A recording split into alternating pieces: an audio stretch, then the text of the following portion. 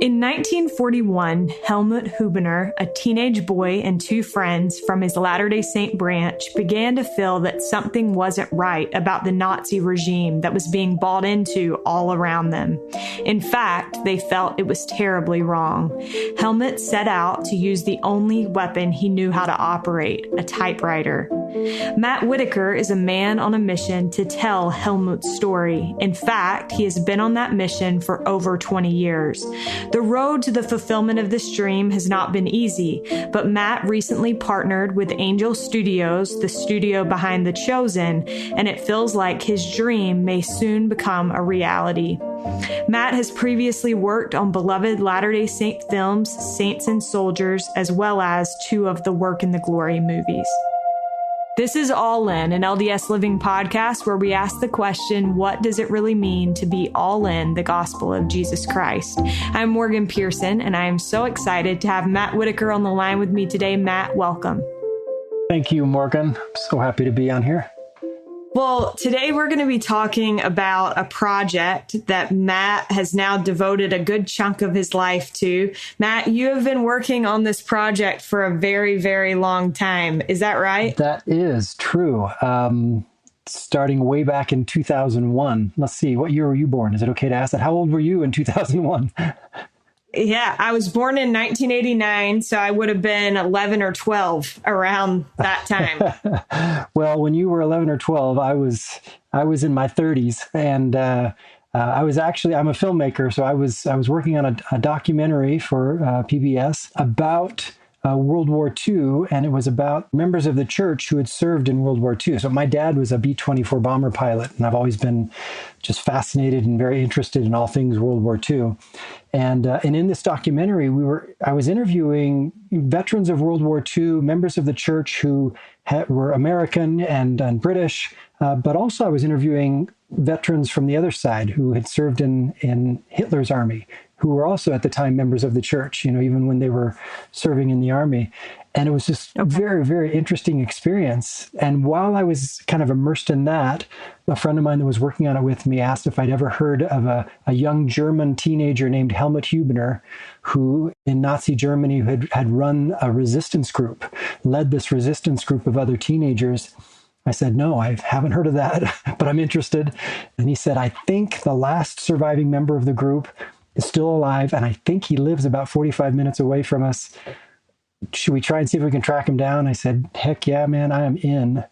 And we didn't know how to reach him, so we actually opened up the phone book. We knew his name, and we found him in the phone book, called him up, and introduced ourselves and asked if he would be open to the idea of having us come and maybe sharing his story. And his response was, yeah, sure, come on up. And so we went up to his home, and there, sitting in his living room, he told a story that has changed the rest of my life. He told a story of his best friend, this 16-year-old Helmuth Hubener, who they knew each other from church. They all went to church, and another best friend, Rudy Voba, and that Helmuth had already begun writing up and typing up anti-Hitler, anti-Nazi leaflets, and at first by himself was putting them out on the streets of Hamburg at night, which was obviously extremely dangerous.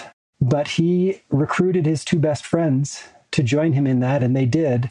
And Carl shared this incredible story, this of bravery and courage and trauma on all these things. And I tell you, I walked out of his house that day just saying to myself, I have to tell this story. More people need to know this story. And so I did a PBS documentary back in 2002. We shot with him.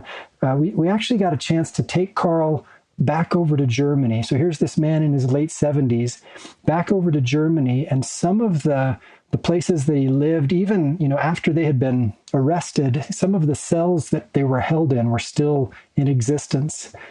And to walk into some of these little rooms with the bars in the windows and with him, and just the feelings and the experiences and the things that he shared, it was just really unbelievable. It really sank deep into my heart.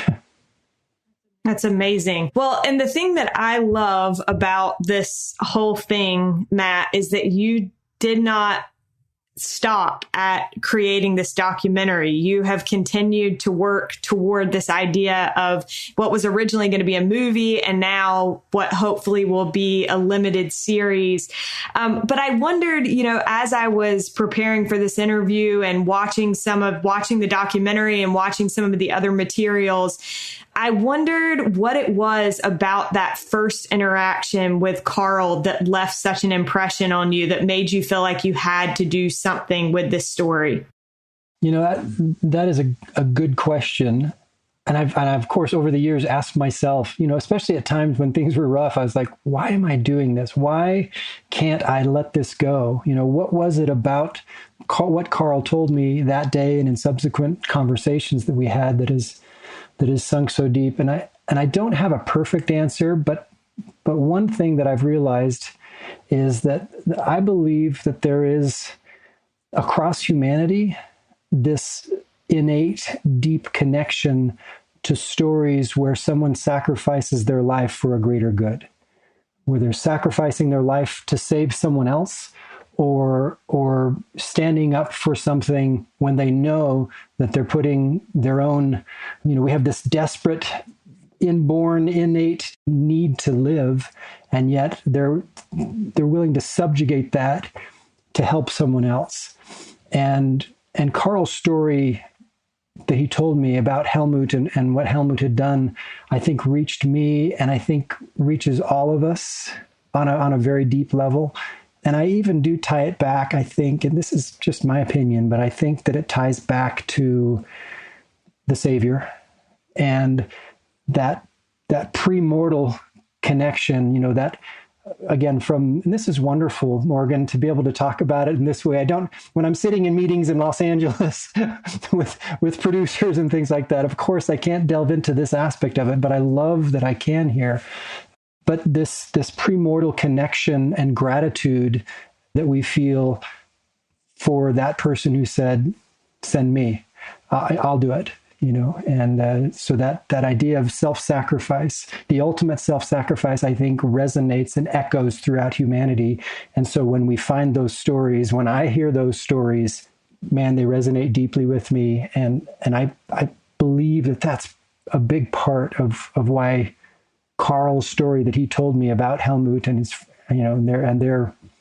their sacrifice that they did for the truth and for what was right, why I can't let it go.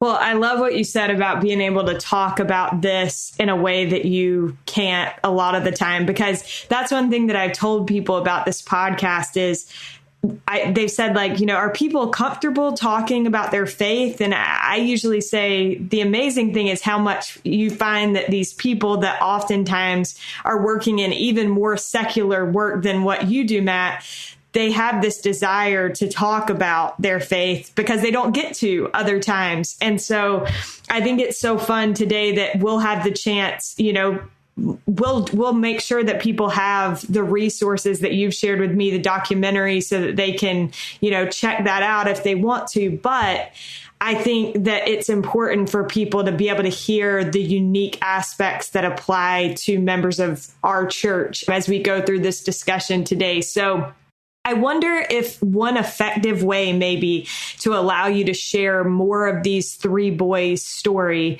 would be to have you outline some of the biggest lessons that you feel like the story teaches, and maybe why those lessons have resonated so much with you over the time that you've been working on this project. Sure. Yeah, I think I have something to say about that.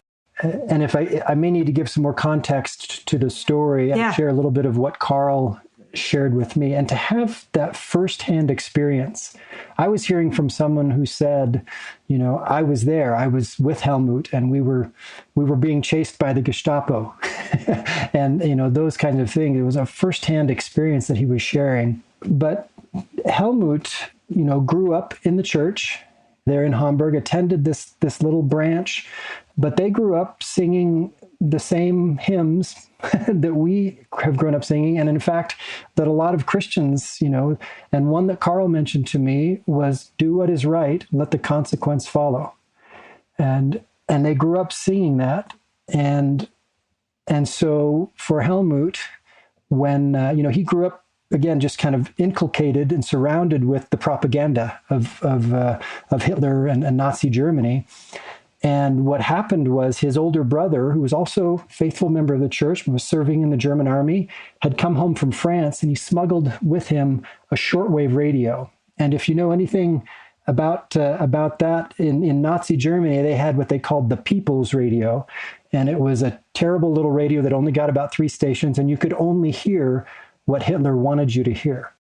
Whereas with this shortwave radio, Helmut turned it on and started listening to radio broadcasts from the BBC and from America and from other places. And at that time, the BBC was broadcasting in the German language.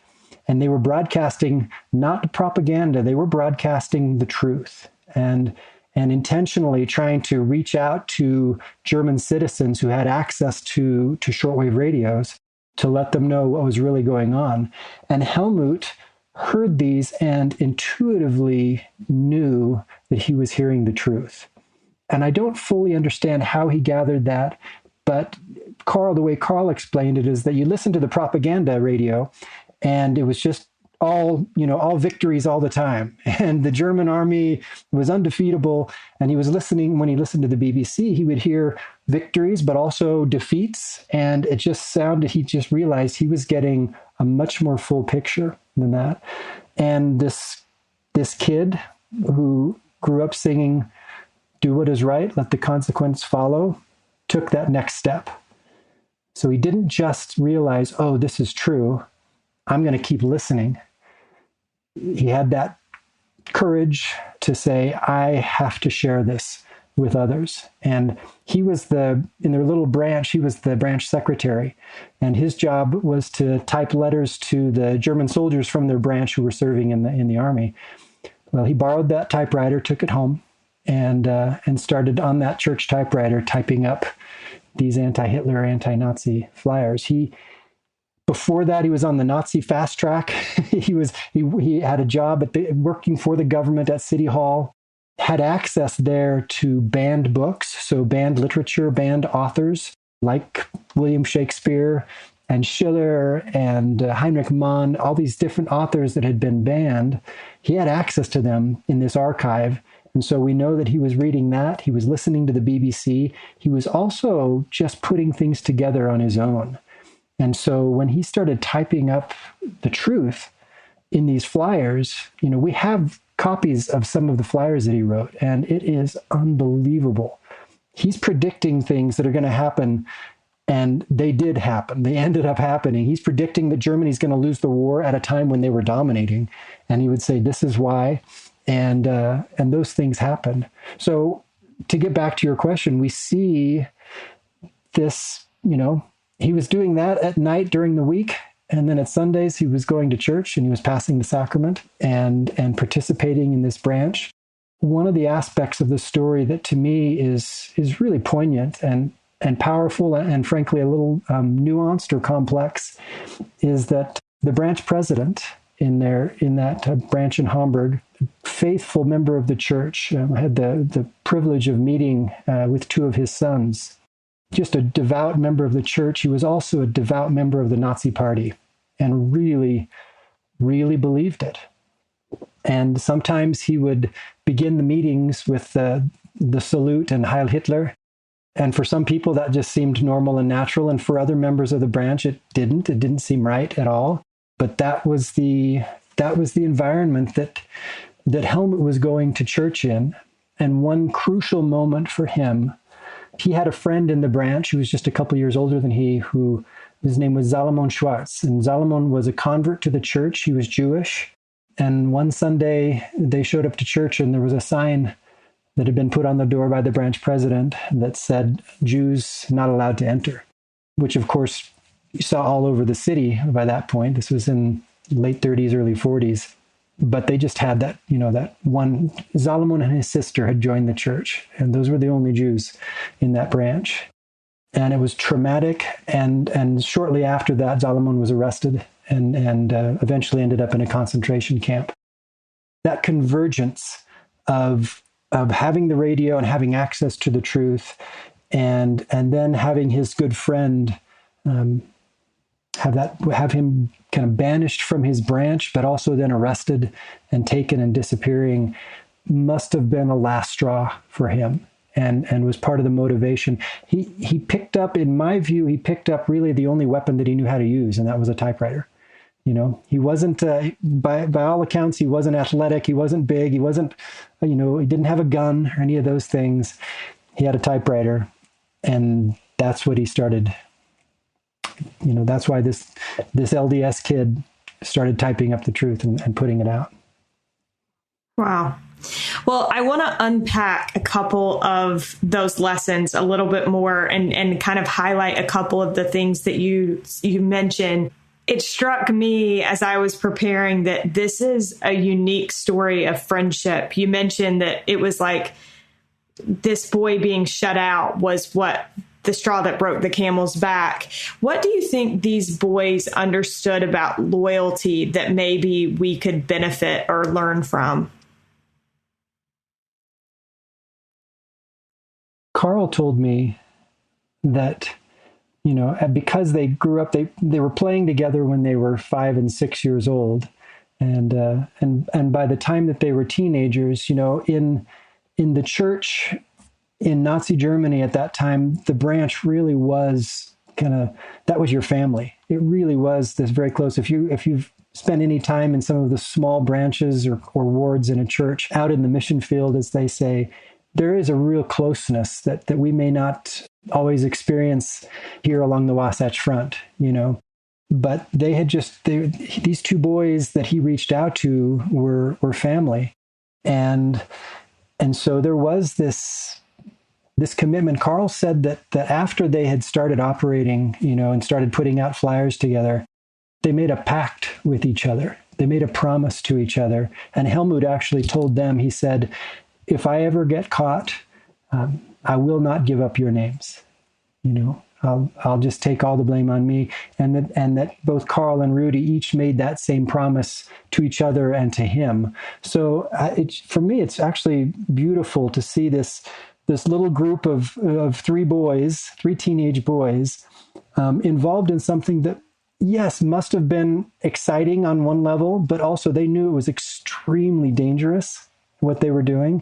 But they made this very, very meaningful and important promise to each other that they were going to be loyal to each other, that they were not going to, again, if any one of them got caught, it would end there. That was put to the ultimate test about a year later. To jump forward in the story, so these boys, this resistance group operated for about a year throughout 1941. And as they started putting out these leaflets, of course, the Gestapo, some of them were getting turned in, and the Gestapo was finding them, and reading them. The Gestapo was just convinced that this was a university professor. Whoever was writing these was, some communist university professor or something. And when they finally tracked down Helmuth at his office at the beginning of 1942 and arrested him, again, they thought they were just arresting, somebody who was putting them out, but that they were going to find out who was the adult behind this, who was writing these. They arrested him on February 5th, 1942, 80 years ago, and then began to interrogate and torture him for information. And it's interesting because I've read their notes and their records that they took of that interrogation process. I've read the English translations of them. And the Gestapo used terms like, we used assiduous persuasion to convince this young man to share. Well, of course, those are euphemisms for we tortured him and we beat him. Helmuth lasted for 5 days of keeping completely silent about anybody. But finally, after 5 days, he did give them the names of his two friends, of Carl and Rudy. He didn't tell them everything. In fact, he told them very little beyond that. And that's why Carl, because right after he gave them their names, Carl and Rudy were arrested and questioned and interrogated and tortured as well. Again, still asking all of them, who are the adults? Who's really behind this? And eventually, the Gestapo realized that all of this had been masterminded by this 16-year-old young man. But the fact that he did finally give their names was, I'm sure, traumatizing for Helmut that in that moment he wasn't able to keep his promise. Several months later, he was able to redeem himself. And that's a beautiful part of the story as well. Well, I don't want to give away all the parts of the story, but another thing that I wanted to highlight, you mentioned the branch president, and obviously that is a complex part of the story, especially for Latter-day Saints when we understand the structure of the church and organization of the church. And I thought it was interesting in the documentary, you talk to a professor who mentions that when he tells this story to his university students, they often are shocked that a member of the church would be part of the Nazi party. And he says, would you be shocked that a Latter-day Saint is a Republican or a Democrat? Well, that's the way that it felt at that time. It was just, are you part of it or are you not? And so there are some complexities as it relates to this situation. How would you explain that to those of us that are not quite as well-versed in the nature of the political situation there? Yeah, it is shocking for a lot of us when we hear that this branch president was a devout Nazi. But I think it's important to remember that this was Nazi Germany. There were Nazis in Nazi Germany, and there were a lot of people. I think it's easy for us to look back 80 years and kind of look at things in black and white, where we see, the evil Nazis and the heroic resistance fighters. And of course, I see what Helmut and his friends did as heroic, but there was this big gray area in the middle for most Germans. And that's where they were making their decisions each day. And they were trying to make decisions based on what they knew and based on living in that place every day. And so I look at this good branch president who, again, was very patriotic. And a lot of members of the church looked at Adolf Hitler, who didn't smoke and he didn't drink. And he encouraged people to search out their family history, to do their genealogy, of course, for very dark reasons, as proof that they didn't have Jewish ancestry. But he instituted something that he called the One Pot Sunday, where once a month, he would encourage people to abstain from meals for 2 meals and then donate the difference to the poor. So the members of the church were seeing all these things and thinking, especially early on in Hitler's, after he was elected, oh, well, maybe he is. In fact, some of the members of the church really felt that he was God's instrument to a point. Of course, there was a certain point where most people came to their senses and realized, wait a minute, this is not who we thought this was. But as Carl told me, by then it was too late. By then, if you whispered anything against him to the wrong person, including sometimes family members, that you could end up in a concentration camp. And so to look at someone like this branch president, his name was Arthur Zander, and to I think we can't judge him. And I really, for me, this has kind of been a life lesson, because in our situations in life, we may look at people, whether it's politically, and just think, oh man, they are wrong. They are on the wrong side of that, or something. Or how could this bishop, or how could this stake president, feel that way politically? How could they have that person's vote for me sign in their yard, And I think we all need to take a step back and just remember that, first of all, having served as a bishop, none of us asked for that calling. Somebody came to us and asked us, and we said yes. Gulp, yes. And I know that's what it was for Arthur Zander as well, this branch president. He was a fairly recent convert to the church and a loving husband and father, and for a number of years during Hitler's reign was devout to the cause. If I can talk about the other side of that, though, because he was so devout, of course, especially after Helmut was arrested and the boys were arrested, there was all kinds of attention on the church, from the Gestapo and from the Nazi Party.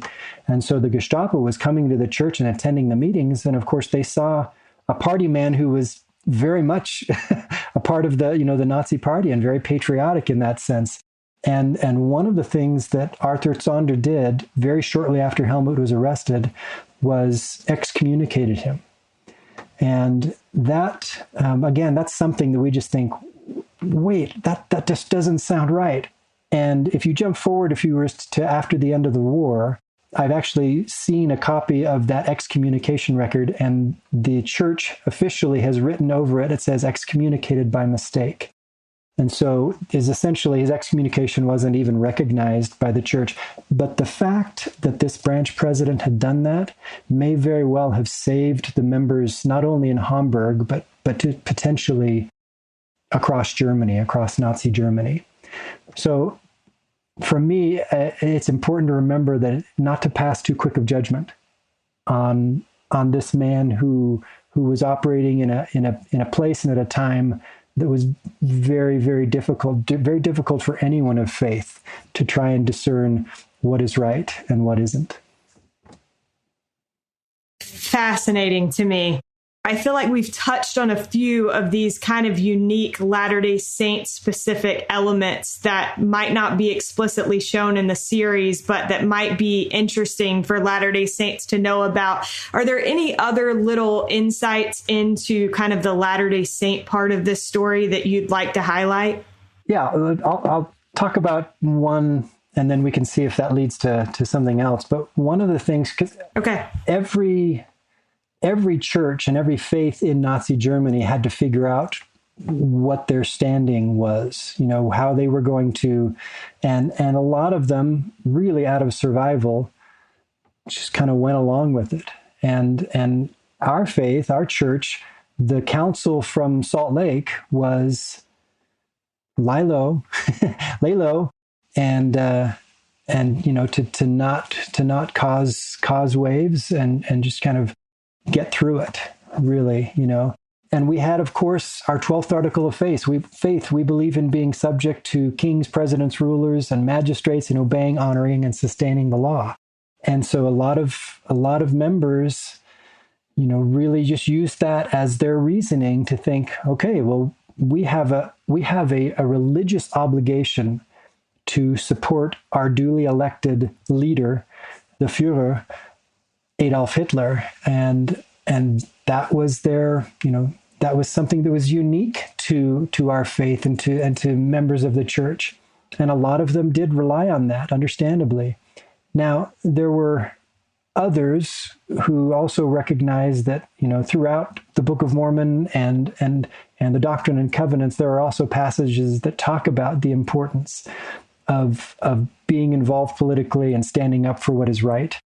But again, there was this really unique, the fact that we, one of the basic tenets of our faith says to support our kings and rulers and magistrates. And so by and large, members of the church in Germany did that. There were noted exceptions, and Helmut is one of those. Matt, I think it's interesting. And one thing that may be important for people to know, because you've talked about, this being excommunicated, dealing with this branch president who was putting signs on the door and saluting prior to church meetings. This boy never lost his faith. Why do you think that this was so firmly embedded in him? That is such a good question, because we know that his mother, who was a member of the church, born and raised in the church, but was not terribly active in the church. She would go sometimes, but her parents were devout and devoted members of the church through and through. And so actually, because his mother she'd been married a couple of times, and she'd remarried with a man who was a part of the Nazi police, the SA, they called them, the brown shirts. And he and Helmut did not get along. And so Helmut moved out and moved in with his grandparents, who were very faithful and devout members of the church. And I'm sure that had a big impact on him holding fast to his faith despite all these questions around him, that were going on, despite the things that he was seeing his branch president do. There was another member of the branch who was the counselor in the branch presidency, by a man by the name of Otto Berndt. And he was kind of the antithesis of the branch president, if you will. And they got along well, but he was more along Helmuth's line. And in fact, after Helmuth was arrested and the Gestapo was questioning them and looking at the church and trying to find who was the adult behind this, for a while, they thought for sure it was Otto Berndt, this member of the branch presidency. They actually brought him in for questioning. And I talked to his son about this a number of years ago when I was doing the documentary. I interviewed his son, and it was just fascinating. And the son of this member of the branch presidency who was questioned by the Gestapo, and they kept trying to pin it on him, after he got home, he told his family this. He said, they were throwing questions at me just repeatedly and trying to trip me up and trying to get me to contradict something that I've said before. And then he said, and then something took over, and the Spirit just filled my mind, and I answered all of their questions for over 2 days straight, all of their questions clearly and consistently, until it came to the point where the Gestapo realized that he had nothing to do with it and released him. And he said that as he was walking out, he had the courage to say to them, "Do you believe me now that I had nothing to do with what these boys did?" The Gestapo said, "We do believe you. If we had the slightest doubt, you wouldn't be leaving here alive." And then they said, "But remember this, as soon as we've solved the Jewish problem, you Mormons are next." And that was the last thing he heard from them as he left. Now, wow. That's, that sends a chill down all of our spines. I think it's important to point out that was one Gestapo agent who said that to him, and it wasn't necessarily the view of the Nazi Party. Although they were watching our church, they saw it as this American church who was the enemy, and so they were carefully watching members of the church across Nazi Germany. But I'll never forget that experience, hearing from the son of the man who had it. Wow, that's amazing. Pretty wild to think about. So one thing that struck me in one of the videos that I watched that's been filmed more recently, as you all have been working on trying to turn this into a series, someone talked about how this is a story that needs to be told now. And so I wondered, what is it about this story that you feel makes it an important story for our time right now? Having been at this as long as I have, over 20 years, back 20 years ago, when we first started thinking we're going to make a movie out of this, it felt like, wow, this is a story that really applies to our day today. This needs to be told now. From where I sit right now with what's going on in the world, with a war again in Europe, and seeing what is happening, it does feel to me like it's more important now to tell this story than maybe it ever has been. As I look at when a dictator has invaded another country and seeing how he's shut down their ability to receive radio broadcasts, taken control of all of their television and radio networks, it's really interesting that I mentioned earlier that the BBC during the World War II was broadcasting in the German language so they could send the truth, on shortwave to those people who couldn't get it. They stopped that after the war, and for decades weren't doing it. Earlier this year, they started broadcasting on shortwave again in Russian and in Ukrainian. And I just see that as this parallel. There's, in some senses, I feel like, okay, it's happening again. And there are Ukrainians and there are Russians who have access to shortwave, who are getting their truth the same way that Helmut did 81 years ago.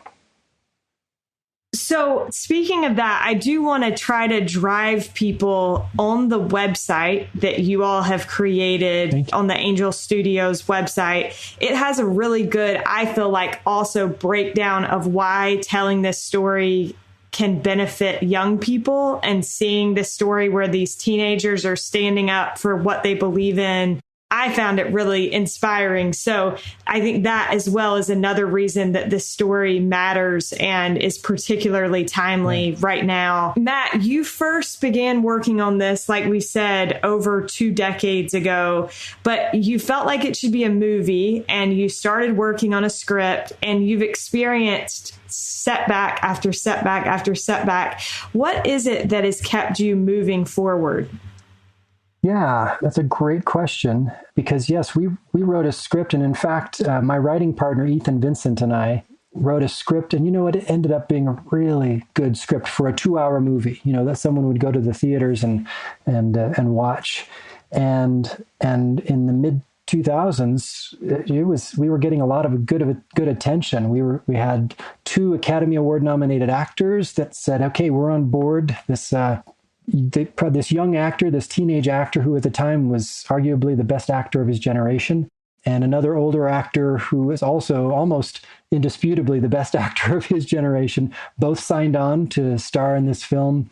And things were really just looking, like, okay, we're going to get this made. And then in 2008, the world housing market collapsed, and the economy collapsed, and all of these investors that we had pulled out. And that was really tough. And but we know what, we took us a while, but we regrouped and said, okay, we're not going to let this stop us. We're going to make this movie. And we're at it for a number of years, trying to rebuild the investments, and we're getting those back and getting things coming together. And then, of course, COVID hit, and the world shut down, and particularly the film business just kind of shut down completely. But once again, our investors pulled out their money. It was during that time, actually, when we had our first meeting with Angel Studios. I'm not sure if you're familiar with Angel Studios, but they're the ones who brought us The Chosen, the incredibly powerful series about Jesus Christ. And we sat down and met with them, and we kind of pitched them this story, and they got really excited. They had seen the documentary, and they said, yes, we love this story. We think that we could really find great success with this, but we don't think it should be a one-off movie. We think it should be a series. And my initial reaction, frankly, was, no, I think we've got a really good script, and this is going to be a movie. The interesting thing is that as that meeting continued, about 10 minutes later, for me, in my mind, just something just clicked. And suddenly I saw this story that had for years been a 2-hour movie. I saw it as a 4-part episode. I could just see it clearly. I saw episode 1 and how it ended. I saw episode 2 and this cliffhanger. I saw episode 3. I saw the climax in episode 4, all while we're sitting in there in this meeting. And of course, I'm not saying anything out loud, but I left there going, they're right. This is the way to tell this story, is as a 4-part limited series, what we used to call the mini series, And I went home and started immediately writing a new script, 4 new scripts.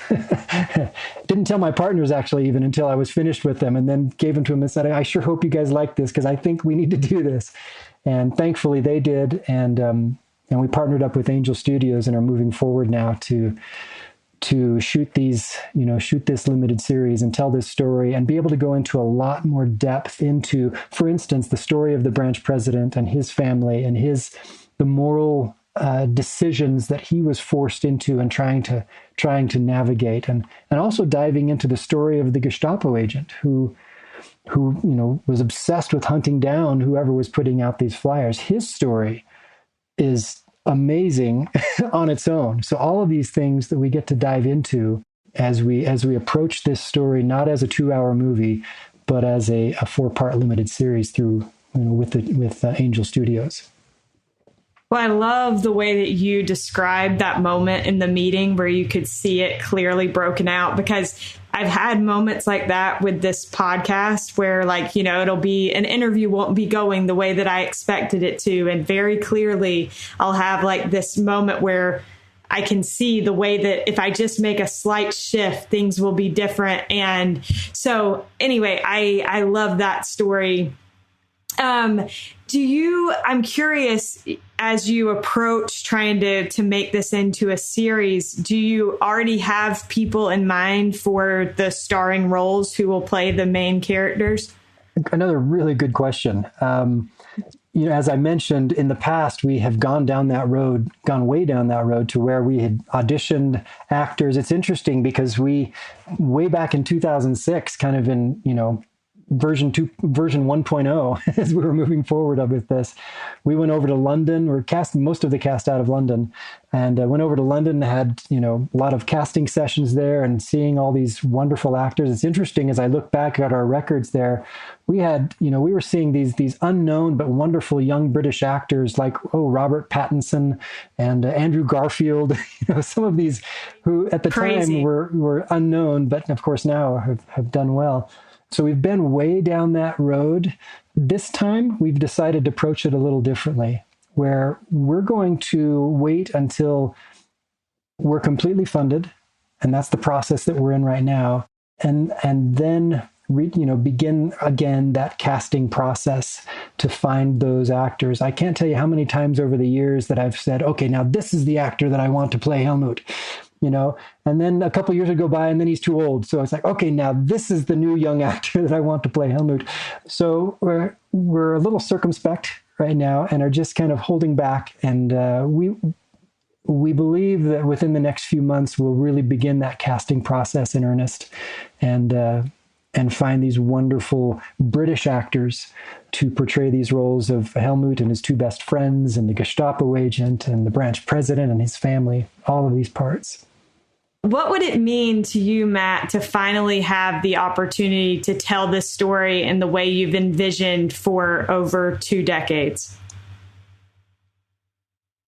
Yeah, I actually have a hard time talking about that because it has been so close to my heart. And I do have to say that I wouldn't be sitting here talking with you about that I'm still on this journey if it weren't for my sweet companion, my beautiful wife. 21 years ago, when we started making the documentary, she was just all in, just so supportive. And then I had an experience in 2005, and I guess this is a venue where I can share that, if that's all right. I was actually at the temple and had been through a session and was praying and asking for direction on other areas of my life. And for some reason, I hadn't planned on it, but I just kind of asked this question: what about this Helmuth Hubener movie? We'd been working on the script and had actually had a big LA producer attached, and he had somebody else to direct it. And I was just going to be screenwriter with my writing partner. And sitting there in the temple, I had one of those strong responses that said, you need to make this movie. You need to direct this. And it was so overwhelming and filled with light. And I just received all kinds of direction on next steps to take. I went home and sat down with my wife and told her what had just happened and said, kind of warned her. I said, hon, this could take a couple years. Well, 17 years later, she has been just completely loyal. You talked about, loyalty earlier. It is so overwhelming to me to see when I have been at times ready to quit and ready to just say, forget it. The Lord can't expect us to keep going after this many years, and we're almost there. And then everything falls apart and we have to start all over again. And I'm ready to, in the proverbial fetal position saying, what have I done? And there's my sweetheart saying, we're still making your movie, right? We're still going to make that movie. And so after all these years, and now we see ourselves on the cusp of actually being able to tell this story, to make this movie. I'm grateful for that. Yes, I get to finally be able to do what I've wanted to do so badly and felt directed to do. But I'm also so grateful that my sweet wife will be able to see this happen and see where her faith and her sustaining support and her leadership, frankly, in keeping us moving forward will finally come to fruition. I'm so grateful. What a sweet tribute to your wife. She sounds like my kind of lady, so I would like to meet her. Matt, my last question for you, and thank you so much for being willing to share your journey and this story and all of the hard work that you've put into this. My last question for you is, what does it mean to you to be all in the gospel of Jesus Christ? So because my wife and I love your show, I knew this question was coming. And it's interesting that I had to really ask myself, what does that mean to me? I think it means two things. And one is, for me, being all in is remembering Jesus, that this is his work, and that we are surrounded with incredible women and men who, as I mentioned earlier, are called into leadership positions in the church, and in their beautiful imperfections are just trying to be like Jesus. And so for me, an important part of being all in is keeping that in mind and being loyal and understanding of bishops and Relief Society presidents and all of these people around us who didn't ask for that position, but who said yes when someone else asked them and are trying their best. Having been a bishop now, I just see that is very important to me, and that is a part for me of being all in. And the other quick part of this is, for me, being all in means that we look around at other members of the church and remember that we are all in. Having been a bishop in a young married student wards with these wonderful young Gen Zers and young millennials who just exude love and welcome. And they were this example to me of what it means to be all in, because it didn't matter if someone showed up who was, covered in tattoos or piercings, or who smelled like cigarette smoke, or who was gay or transgender. It didn't matter. What they said was, "You're welcome here." All are welcome. And I think that for me is also a very important part of what it means to be all in. Thank you so much, Matt. Well, it has been a pleasure to talk with you, and good luck. Thank you so much, Morgan. It's been great to talk with you. And now I finally have great street cred with my wife because I'm on her favorite podcast. Big thanks to Matt Whitaker for joining us on today's episode. You can learn more about truth and conviction and how you can help make this series a reality by visiting invest.angel.com/truth.